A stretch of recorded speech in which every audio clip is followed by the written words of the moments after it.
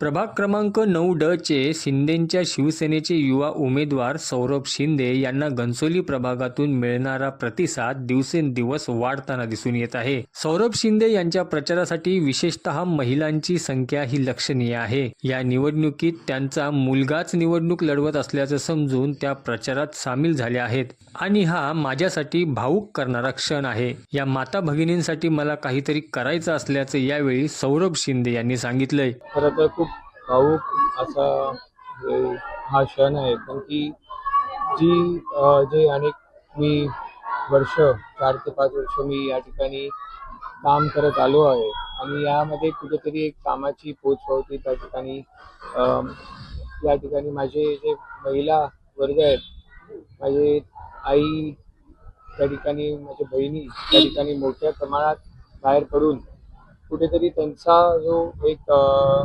मुलगा आहे, कुटुंबातला एक सदस्य आहे, त्याच्यासाठी कुठेतरी बाहेर पडून त्या ठिकाणी त्याच्या प्रचारासाठी आणि त्याच्या समर्थनार्थ या ठिकाणी बाहेर पडून मोठ्या संख्येने जितकं त्यांच्याकडून होईल तितकं ते लोकांपर्यंत पोहोचण्याचा प्रयत्न करत आहेत. आणि हेच खरंच म्हणजे त्यांच्या जे माझ्यावरती एक प्रकारे आशीर्वादच आहे आणि एक प्रकारे माझ्यासाठी एक खूप भावुक क्षण आहे. उपमुख्यमंत्री एकनाथ शिंदे यांनी महिलांच्या समस्या जाणून जशी लाडकी बहीण योजना सुरू केली, तशाच प्रकारे सौरभ शिंदे यांनी देखील प्रभागातील महिलांच्या समस्या लक्षात घेत कामाला सुरुवात देखील केली आहे.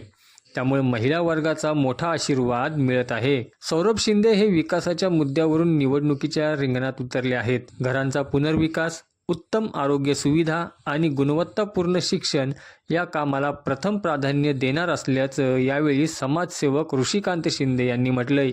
आव्हान निश्चित नाही, परंतु एकनाथ शिंदे साहेबांची जी लाडकी बहीण योजना आहे किंवा सौरभ शिंदेंची जे महिलांच्या समस्या, ज्या पाणी, वॉटर, गटर, मीटर या अगोदरच आपण त्या जाणून घेतल्यात आणि त्याप्रमाणे त्यांच्याबद्दल आपण काम केलं आहे. त्यामुळे महिलांचा खूप मोठ्या प्रमाणात आशीर्वाद आहे. आणि हे ज्या वेळेला आपण इथे उतरलो त्यावेळेला विकासाच्या मुद्द्यावर उतरलो. कारण इथली जनता खूप गोरगरीब आहे. त्यांच्या समस्या, मुलांच्या समस्या आम्ही जाणून घेतो आणि त्या कार्यपद्धतीने समाजसेवेचा ब्रीथ घेऊन आम्ही काम करत आहोत. त्याबद्दलच आम्ही इकडे जाणूनपूर्वक लक्ष घातलेलं आहे. कारण का पूर्वी जी घरं दिलेली आहे ती रेडीमेड स्लॅब वगैरे आणून उभी केलेली आहे. कारण आर्थिकदृष्ट्या या घराचा विश्लेषण करताना खूप कमी अल्प दरामध्ये ही घरं झाले, त्यामुळे त्या क्वालिटीचंच काम झालेलं आहे. आणि पावसाळा असेल किंवा स्लॅब पडणं असेल, झोपेत लोकांना भीती वाटते की झोपेत आपल्या अंगावर स्लॅब वगैरे पडेल, अशा पद्धतीची भीती आहे. त्यामुळे हा निश्चित इथला घन प्रश्न आहे आणि तो सोडवल्यानंतर आता जवळजवळ सगळ्याच पुनर्विकासाच्याबद्दल क्लस्टर डेव्हलपमेंटच्या माध्यमातून एकनाथ शिंदे साहेबांनी जी मोठी समस्या अल्पभूधाकर यांना केलेली होती ती सुटलेली आहे. कारण माथाडी वर्ग आहे, रिक्षा चालक आहेत, बरेचसे लोक इथं सामान्य लोक राहतात. माथाडी वर्गाचे कोपरकरणा वगैरे या क्लस्टर डेव्हलपमेंटमुळे बऱ्याच लोकांचा हा प्रश्न सुटणार आहे. ॲक्च्युली आपण जे विषय घेतलेले आहेत ते सगळ्या लोकांसंदर्भात घेतलेले आहेत. म्हणजे एज्युकेशनपासून ते राहणे, सांस्कृतिक, क्रीडा या बाबतीमध्ये आपण लक्ष घातलेलं आहे. कारण खूप वर्षापासून या क्षेत्रामध्ये, आणि दुसरं म्हणजे हॉस्पिटल, कारण इथे जर आजारी पडलं तर वाशीपर्यंत जावं लागतं पेशंटला.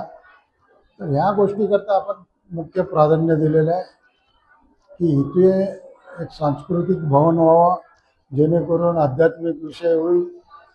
दुसरं क्रीडांगण व्हावं जेणेकरून लोक तयार होतील, मुलं तयार होतील क्रीडा क्षेत्रामध्ये. आणि तिसरं शैक्षणिकदृष्ट्या इथे चांगल्या पद्धतीचं हायस्कूल उभं राहावं जेणेकरून सर्वसामान्यांचे प्रश्न सुटते.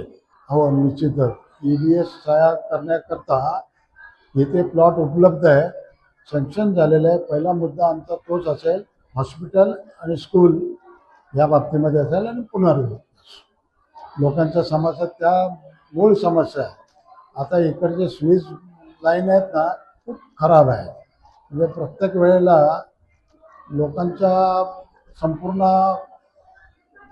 तुंबणं गटर तुंबणं वगैरे या समस्या भयंकर आहे. अंतर्गत जे रस्ते होते पूर्वीपासून ना नगरपालिकेने लक्ष घातलं ना सिडकोने घातले. अशा परिस्थितीत ही लोक राहत आहेत. सामान्य त्यांना प्रत्येक वेळेला खिशातले पैसे टाकून आतील ज्या समस्या सोडवायला लागत आहे. निश्चितपणे सौरभ शिंदे असतील त्याचे सहकारी असतील पूर्ण पॅनलचा मुद्दाच तो आहे की इथल्या गरीब लोकांच्या समस्या नगरपालिकेमध्ये मांडायचे आणि त्यांचे प्रश्न सोडवायचे.